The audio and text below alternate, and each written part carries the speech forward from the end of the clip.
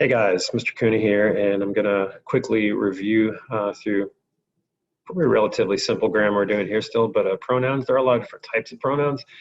You probably think of the common ones as I, me, we, you, and all your personal ones, but there's a whole bunch of different kinds too that serve different purposes. So um, zoom in a little bit here.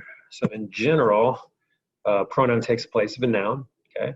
And the word or group of words that it refers to is called as antecedent, okay? It's a word we often forget. Personal pronouns refer to specific persons or thing, indicating the person speaking, like the first person, the person being addressed is the second person, or another thing being discussed, third person, and all those can be singular and plural. And again, those are the ones that we are already very much familiar with, right? And then we have possessive pronouns that show possession or control, and it takes the place of a possessive noun. And you have all your first, second, and third person ones, and singular and plural there. Okay, so all we're doing here is draw one line under each personal pronoun and two lines under each possessive. And you can do that with different color highlights. That's fine. Just don't put something at the end where I can't tell what words you're talking about. Okay, there are 20 of those. Let's do half of those. Okay, so 1 through 10 will be fine. Next one, reflexive pronouns. These refer to a noun or another pronoun that indicates the same person or thing involved. And an intensive pronoun adds emphasis to a noun or another pronoun. So they're the same words, but they often are, they're used in slightly different ways, right? So Otto reminded himself is reflexive because himself points back to Otto, the same thing. But Otto himself told me is emphasizing, okay? So intensive means like emphasizing. Looking for those, right? REF above each reflexive and INT above each intensive, or again, different highlight colors is fine.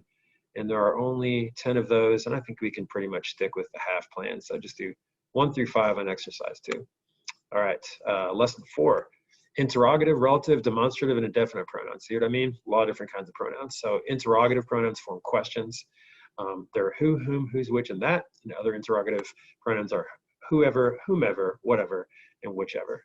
Whatever gave you that absurd notion, things like that. Use a relative pronoun to begin a subject-verb word called a subordinate clause. Okay, that's a group of words that could be a full sentence, has a subject and verb, but it has a word on the front of it, like one of these, okay, that makes it a subordinate clause, okay? The last center, who stabbed Caesar, okay? So who stabbed Caesar is a subordinate clause, begins with that word who, that's a relative pronoun, and there's your list of those there. Exercise 1 says, draw one line under each interrogative pronoun and two underneath each relative. And we have 12 of those. So let's do 1 through 6. 1 through 6 on exercise 1 of lesson 4.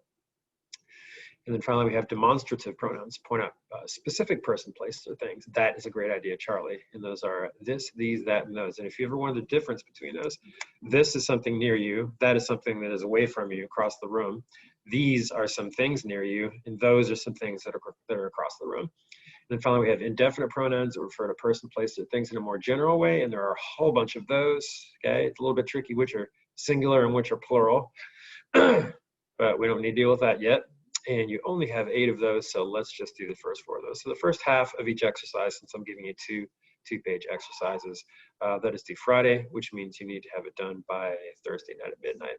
All right, see you soon.